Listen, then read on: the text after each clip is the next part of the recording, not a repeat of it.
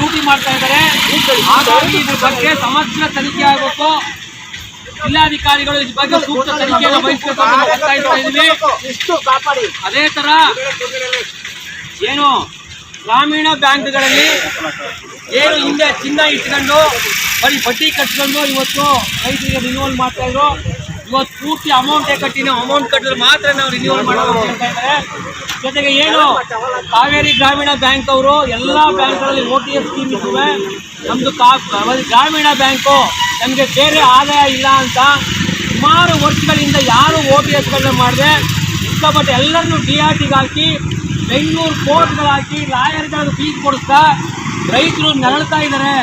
ಮತ್ತು ಯಾವುದೇ ಸ್ಕೀಮಿಂದ ಹಣ ಬಂದರೂ ಸರ್ಕಾರಿ ಸಹಾಯಗಳು ಬಂದರೂ ಅವರ ಲೋನ್ ಖಾತೆಗಳಿಗೆ ಜಮಾ ಮಾಡಿಕೊಂಡು ಇವತ್ತು ತೊಂದರೆ ಕೊಡ್ತಾರೆ ಕರ್ನಾಟಕ ಗ್ರಾಮೀಣ ಬ್ಯಾಂಕ್. ಜೊತೆಗೆ ಅವರು ಯಾವುದೇ ರೈತರ ಸಭೆಗಳು ಕರೆಯಲ್ಲ, ಯಾವುದೇ SLBC ಮೀಟಿಂಗ್ಗಳಿಗೆ ಬರಲ್ಲ.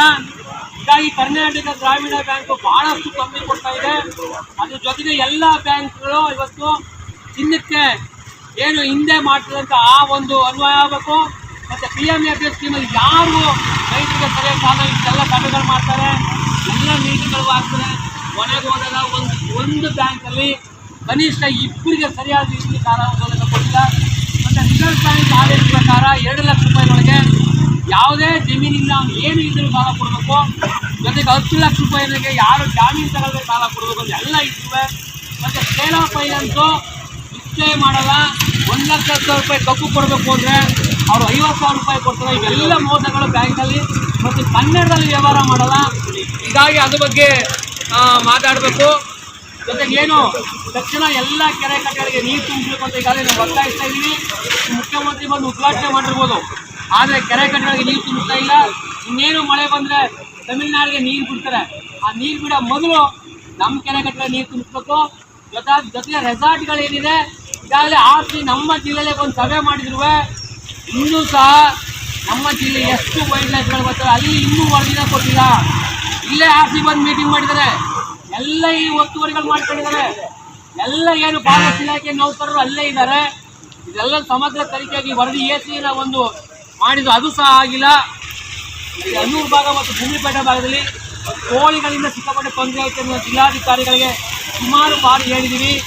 ಆದರೂ ಅದ್ರ ಮೇಲೆ ಕಾನೂನು ಕ್ರಮ ತಗೊಂಡಿಲ್ಲ. ಎಲ್ಲ ಸಮಸ್ಯೆಗಳ ಬಗ್ಗೆ ಅವ್ರನ್ನ ಪರಿಶೀಲಿಸಿ ನಾವು ಆಗಲೇ ಲೇಟ್ ಮಾಡೋಣ. ಯಾಕಂದರೆ ರಸ್ತೆ ತಡೆ ಜಾಸ್ತಿ ಹೊತ್ತು ಮಾಡೋದು ಬೇಡ ಅಂತ ನೋಡಿ ಅವರೇ ನೌಕರರೇ ಇಲ್ಲಿ ಬಂದಿಲ್ಲ.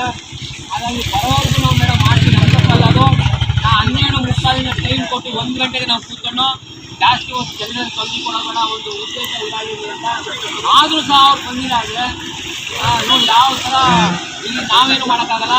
ಹಾಗಾಗಿ ಜಾಮೂಲಂತೆ ಸಿಕ್ಕಾಪಟ್ಟೆ ಅವ್ಯವಹಾರಗಳು ಇಡೀ ಎಲ್ಲ ಕೆಲವು ನಾವು ತಗೊಂಡ್ರೆ ಕೆಲವಲ್ಲಿ ಕರೆಕ್ಟಾಗಿದೆ. ಮತ್ತು ಅಲ್ಲಿ ಏನು ಟೆಂಡರಿಂಗ್ ಮಾಡಬೇಕು, ಖರೀದಿ ಕೇಂದ್ರ ಇದೆ, ಅದೆಲ್ಲ ಬಂದಲ್ಲಿ ಮಾಡಿಲ್ಲ.